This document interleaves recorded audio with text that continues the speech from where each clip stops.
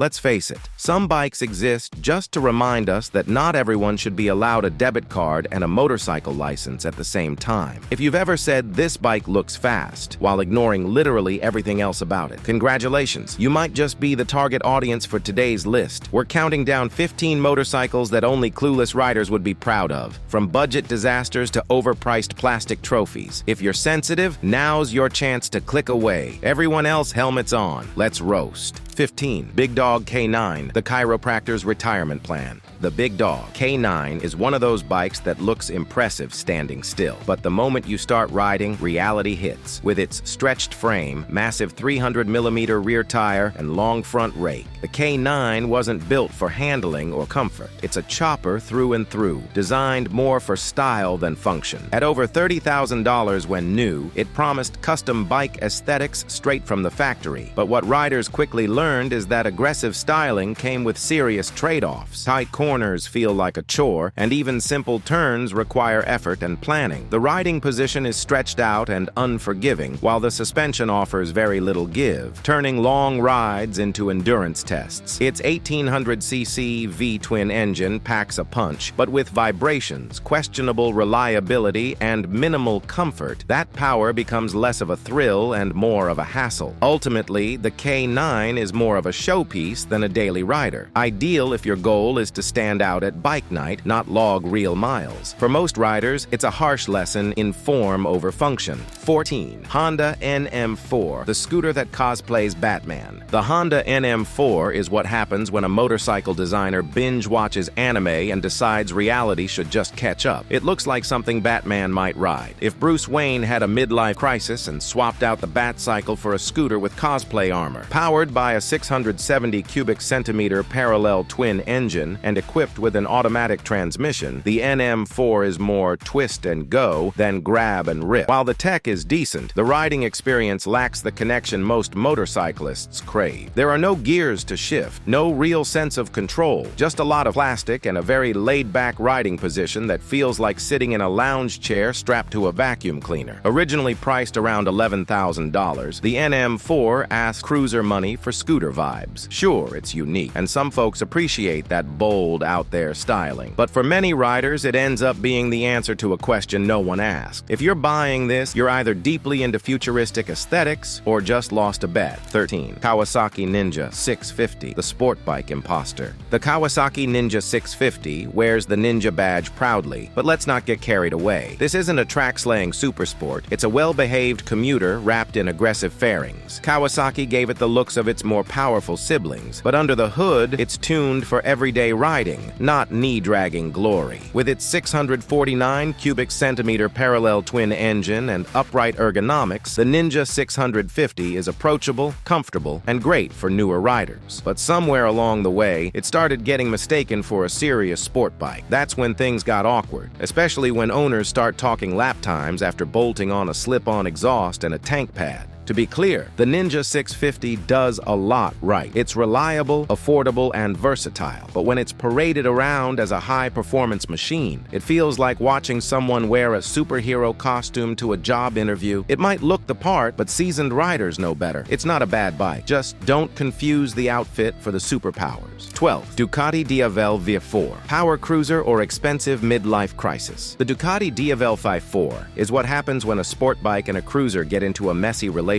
and decide to raise a tire-shredding child together. It's fast, aggressive, and loaded with tech, but also heavy, pricey, and oddly positioned for anyone who isn't sure whether they want to drag race or just look good at a red light. With a V4 engine borrowed from Ducati's superbikes, the Davel absolutely hauls, but throw in the cruiser posture, wide tires, and a seat shaped like a gym bench, and suddenly, long rides become lower back endurance tests. It wants to be a performance machine, but you'll feel every inch of that compromise in your spine. Then there's the price tag. For what you're paying, you could get a sport bike and a cruiser and have change left over for a decent vacation. But instead, some riders go all in on this bike because it's different, or because they think it's the cure for their midlife itch. It's bold, it's beautiful, and it's overkill for most people who buy it. 11. BMW R1200C, the Bavarian boat anchor. The BMW R1200C was BMW's ambitious attempt to crash the cruiser party. And let's just say it didn't exactly bring the good beer. With its quirky design, awkward ergonomics, and a boxer engine better suited for touring than low-speed cruising, the R1200C felt out of place from day one. At 560-plus pounds with just over 60 horsepower, this bike was less cruise the open road and more wrestle your furniture on wheels. The low-slung seat and high bars created a riding position that made long rides feel like a core workout you didn't ask for. And while the engine was classic BMW, the performance didn't exactly scream excitement. It whispered it politely and then asked for a nap. BMW priced it like a premium cruiser, hoping the badge would carry the weight. But even James Bond couldn't make it look cool in Tomorrow Never Dies. Today, it's a collector's oddity, mostly collected by people who insist it's misunderstood. In reality, it's just one of those bikes that tried too hard to be different and forgot to be good. The Suzuki GSX 250R Baby Sport Bike Syndrome. The Suzuki GSX 250R is a masterclass in visual deception. From a distance, it looks like a lean, mean, track-ready machine. Sleek lines, full fairings, and that aggressive stance. But twist the throttle, and all that illusion vanishes faster than its 0 to 60 time. Spoiler, it's slower than most commuter cars. With just 25 horsepower and a top speed that makes highway merging feel like an act of courage, the GSX 250R is clearly built for beginners. And that's fine. Every rider starts somewhere. But where it goes sideways is when owners start treating it like a performance bike. Slapping on loud exhausts and racing decals won't magically give it guts. It's a solid option for parking lot drills or short city rides, but if you're planning to carve canyons or win stoplight duels, you're in the wrong category. It's not a sport bike. It's a sporty-looking reminder that appearances can be deceiving. And no, revving it at a red light doesn't change that. 9. Harley-Davidson Street 750, the budget bike nobody respects. The Harley-Davidson Street 750 was supposed to be Harley's gateway drug for new riders, a smaller, more affordable entry into the world of American cruisers. Unfortunately, it missed the mark by a wide margin. It's underpowered, uninspired, and built with parts that feel more bargain bin than bar and shield. The 749 cubic centimeter V-twin should have been the heart of a fun, nimble cruiser. Instead, it delivers all the excitement of a lawnmower with stage fright. Throttle response is sluggish, the exhaust note lacks any signature Harley soul, and the ride quality, let's just say you'll feel every bump twice. Build quality is another sore spot. Flimsy controls, questionable finishing, and a design that looks like Harley tried to blend in rather than stand out. And worst of all, it carries none of the cultural cachet Harley is known for. You show up at a Harley meet on this thing, and you're not getting nods, you're getting sympathy. For a brand built on heritage and attitude, the Street 750 ends up being the bike version of a cover band. Recognizable, but nobody's excited to see it live. 8. Yamaha R3, the racer that isn't. The Yamaha R3 is a fantastic beginner bike, lightweight, forgiving, and easy to handle. It's everything a new rider could want in their first sport bike. But somewhere along the way, a few owners started treating it like it was prepped for the Moto GP grid, and that's when things got confusing. Let's be real. With just over 40 horsepower, the R3 isn't built for blazing speeds or track domination. It's designed to teach you the ropes, not to lap superbikes. Still, some riders can't resist the urge to throw on race fairings, aftermarket exhaust, and decals that scream race replica. The result? A bike that looks ready for Valencia but struggles to overtake delivery vans. That doesn't make the R3 a bad bike. It's actually one of the best in its class. But if you're expecting it to hang with 600s or thousands, you're setting yourself up for disappointment. Use it as the excellent learning tool it is, not as your shortcut to track day glory. Because no matter how aggressive it looks, it's still a gentle intro, not a rocket ship. 7. HarleyDavidson LiveWire, the $20,000 ping of disappointment. Harley-Davidson's first foray into electric bikes should have been a bold leap into the future. Instead, the LiveWire felt more like a rushed email sent with poor Wi-Fi. Sure, it looks sharp and the instant torque is impressive, but everything else about it screams premium price prototype problems. The biggest issue? Range. On paper, you'll get around 100 to 120 miles. Real-world spirited riding? More like 70, and that's if you're not pushing it. Then there's the charging time. Unless you've got access to a fast charger, you'll be waiting hours to top it back up. Not ideal for a bike that costs over $20,000. That kind of cash Most riders expected a groundbreaking machine. Instead, got a stylish, short-legged commuter that struggles to keep up with more established EV options. And while Harley split LiveWire into its own brand to soften the blow, the reputation still lingers. Bottom line, it's a cool concept.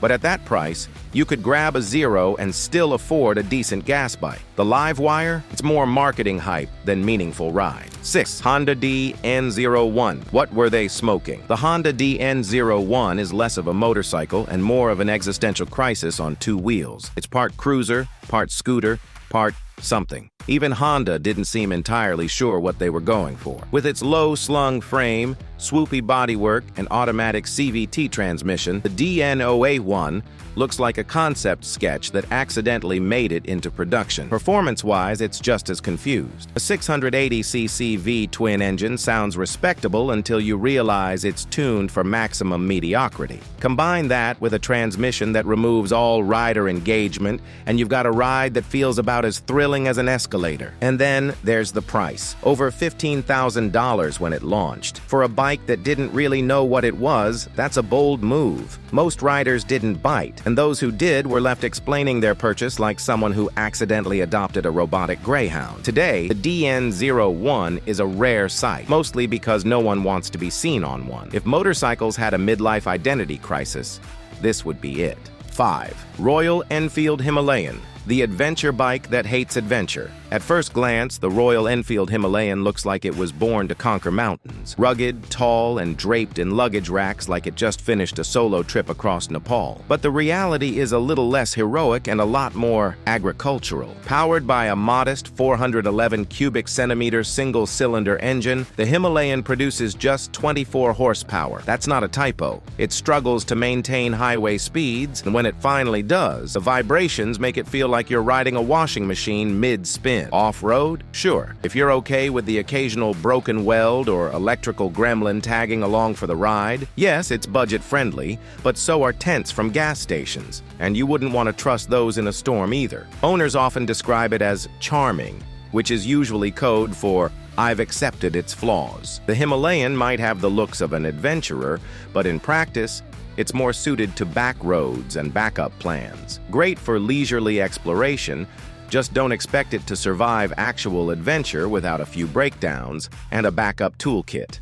4. Suzuki Hayabusa, the ego extender. The Suzuki Hayabusa is legendary for speed, power, and scaring the living daylights out of anyone who underestimates it. With a 1,340 cubic centimeter engine and the aerodynamic finesse of a hypersonic bullet, it was built to dominate highways and autobahns, not beginner parking lots and weekend meetups. But here's the problem. Too many clueless riders see fast and ignore experienced required. The Busa isn't just quick, it's unforgiving. It wasn't made for your first ride after passing the MSF course. And yet, we still see guys buying them as their starter bike, usually followed by a YouTube clip labeled Hayabusa Crash Compilation. Then there are the mods. Stretch kits, oversized rear tires, neon lights, the usual suspects. If your first move is to turn a precision machine into a drag strip showpiece, you've missed the point entirely. For the right rider, the Hayabusa is a masterpiece of engineering. For the wrong rider, it's just a very expensive trip to the ER. It's a missile, not a toy,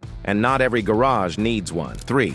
Ducati 749, the budget L from Bologna. The Ducati 749 was meant to be the more accessible alternative to the legendary 999, a Ducati for the everyman. Unfortunately, what enthusiasts got was a watered-down, overcomplicated machine managed to disappoint both newcomers and longtime Ducatisti in one rev. And sure, it had the signature L-twin engine and that unmistakable Italian flair, but the performance didn't live up to the price tag. Heavier than expected, with sluggish mid-range and a riding experience that felt muted compared to its big brother. The 749 left riders wondering what exactly they were paying for, besides brand loyalty and future repair build. Maintenance? Let's just say the 749 is a mechanic's dream and an owner's recurring nightmare.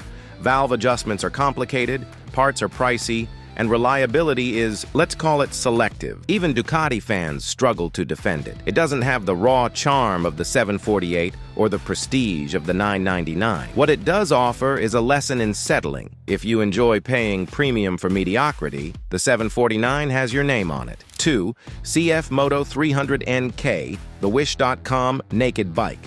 At first glance, the CF Moto 300NK looks like a solid deal. Aggressive styling, digital dash, and a price tag that makes your wallet breathe a sigh of relief. But dig a little deeper, and it starts to feel like that too. Good to be true deal you regret the second it arrives on your doorstep. The 300NK rides fine for the first few hundred miles. Then come the electrical issues, clunky fit and finish, and plastic panels that sound like they were snapped on during lunch break at a furniture factory. The build quality feels like a prototype that escaped the QA lab, and every strange noise makes you wonder if something just fell off. Sure, it's affordable, but so is instant ramen, and you don't want to live off that forever either. CF Moto is making strides, no doubt, but the 300NK still feels like a stepping stone, not something you commit to. Owning one means constantly answering the question, what is that?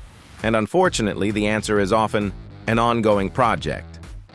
Victory Vision, the spaceship nobody wanted. Victory Vision was Victory Motorcycles' bold attempt to redefine touring bikes. Bold, as in someone on the design team clearly asked, what if a motorcycle also looked like a Star Trek shuttle? With its swooping bodywork, wraparound plastics, and spaceship silhouette, the Vision turned heads, but not always in admiration. Functionally, it was a decent touring bike. Comfortable seat, decent storage, smooth V-twin power. But the design was so polarizing, it alienated both traditional cruiser fans and the Goldwing crowd. It's as aerodynamic as a filing cabinet, and handles like one too when fully loaded. Maneuvering this beast through tight turns feels more like captaining a yacht than riding a bike. Then there's the elephant in the room. Victory shut down. That means limited parts, shrinking support, and a resale value that drops faster than its curb appeal. Victory Vision was innovative, sure, but in the same way, New Coke was innovative. If you wanted a Harley but craved a spaceship,